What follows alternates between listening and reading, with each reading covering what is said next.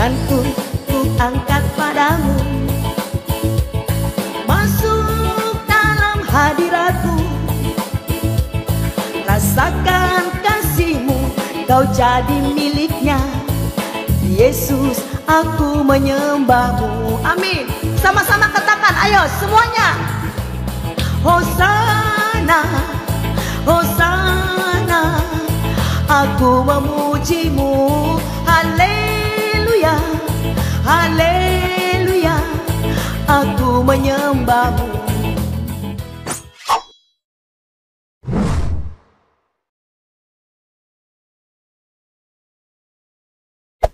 Hey there. Subscribe to my channel. And also press this bell icon. Bismillahirrahmanirrahim.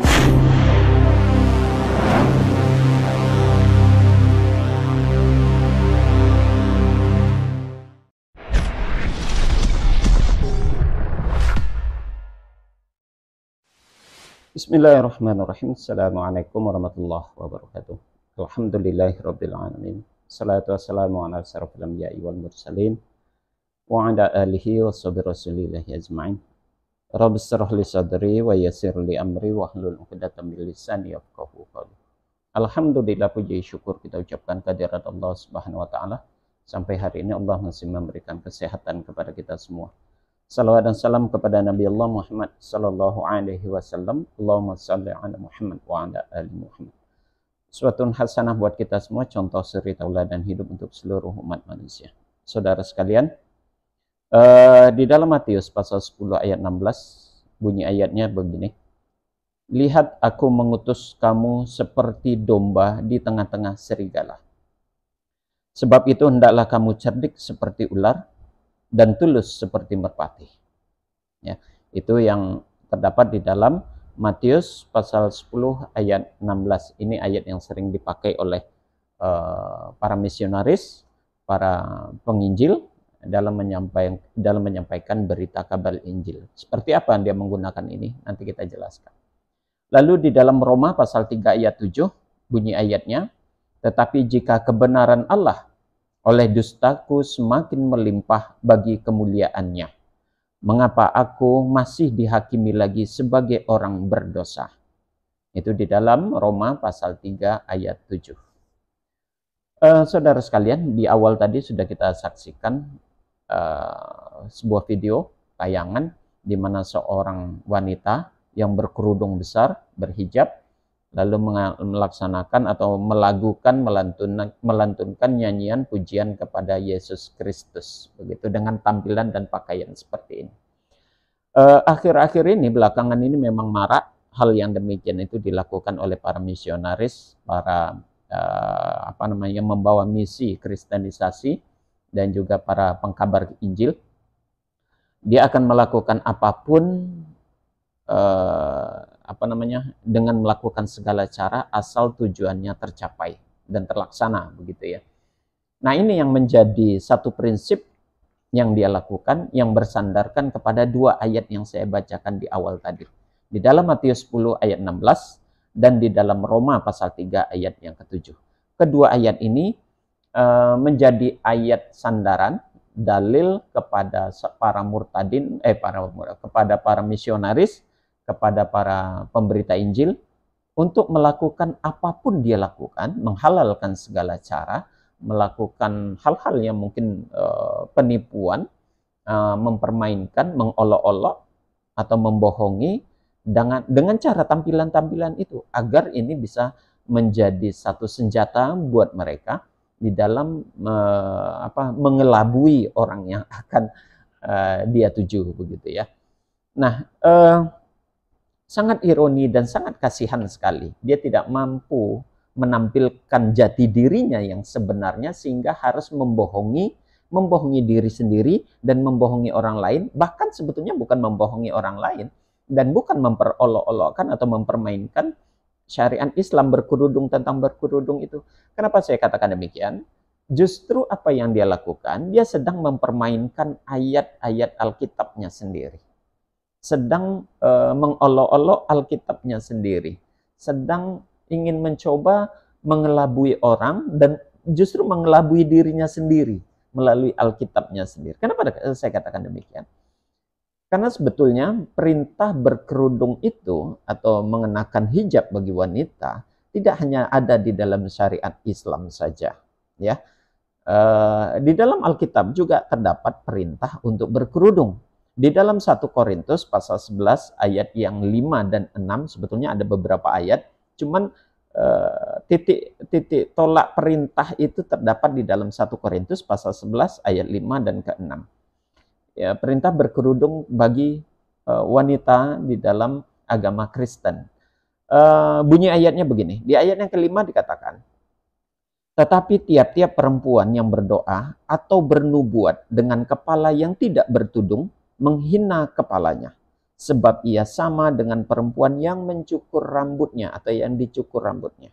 Ayat yang ke-6-nya, sebab jika perempuan tidak mau menudungi kepalanya, maka haruslah ia menggunting rambutnya. Tetapi jika bagi perempuan adalah penghinaan bahwa rambutnya digunting atau dicukur, maka haruslah ia menudungi kepalanya. Jadi secara syariat, saudara, sekali lagi seperti yang saya katakan tadi, dia tidak sedang mempermainkan syariat Islam. Justru sedang mempermainkan ayat Alkitabnya sendiri. Karena perintah berkerudung, perintah berjilbab atau berhijab itu ada di dalam Alkitab, ya. Ada di dalam Alkitab 1 Korintus pasal 11 ayat 5 dan 6. Nah, kalau tujuannya ingin mempermainkan hijab itu kepada orang Islam, justru dia sangat salah besar, ya, sangat salah besar begitu. Seperti tadi, kenapa saya katakan dia membohongi dirinya sendiri dan membohongi Alkitabnya? Karena dia hanya melakukan itu, maksud saya berkerudung, berhijab, atau berjilbab itu, hanya pada saat melakukan seperti yang tadi itu. Ketika dia memposting videonya, ingin menunjukkan bahwasanya dia adalah seorang penginjil, dan melakukan aktivitas penginjilannya, lalu dia kenakan kerudung. Padahal sehari-harinya dia tidak demikian itu. Ya, kalau kita lihat memang sangat syar'i sekali tampilannya itu. Dengan hijab atau kerudung yang begitu besar, menutupi hampir separuh bagian tubuhnya, namun sayang tujuannya itu hanya ingin mempermainkan syariat Islam. Padahal yang dia permainkan, yang dia olok-olok, yang dia sedang permalukan, itu bukan syariat Islam, tetapi Alkitabnya sendiri. Dia sedang mempermainkan ayatnya sendiri. Jadi kalau saya bilang, itu ibarat menempuh air di dulang, ya, yang terpercik mukanya sendiri. Hanya saja bagi kita umat Islam, perlu berhati-hati ketika ada orang yang seperti ini, tidak serta-merta mempercayai dengan mudah bahwasanya dia seorang muslimah. Tidak.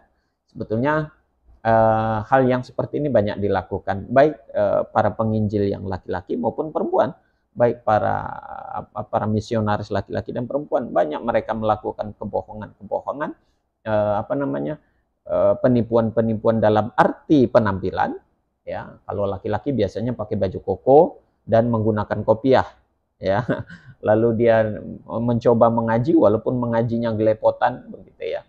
Kemudian kalau bagi wanita ya seperti ini, dia menggunakan hijab, ya, berkerudung, tapi yang dia kabarkan adalah tentang pengkabaran Injil atau kekristenan itu. Ya, inilah langkah-langkah yang dilakukan oleh para misionaris dan para penginjil untuk mengkabarkan Injilnya ke orang-orang yang di luar agama mereka, sehingga kita banyak yang tertipu. Sekali lagi perlu kita berhati-hati dengan hal yang demikian. Biarlah mereka melakukan hal demikian. Mereka tidak percaya diri dengan apa yang ada pada dirinya, sehingga dia harus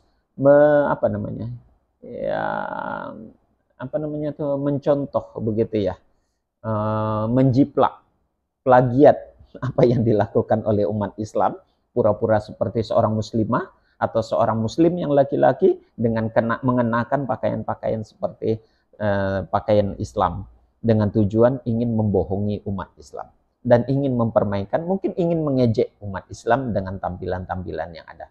Demikian saudara, kita tetap menjaga akidah dan keimanan kita dari upaya-upaya pemurtadan dan pendangkalan-pendangkalan akidah. Kita tutup dengan kafaratul majelis. Subhanakallahumma wa bihamdik, Asyhadu an la ilaha illa anta astaghfiruka wa atubu ilaik. Assalamualaikum warahmatullahi wabarakatuh.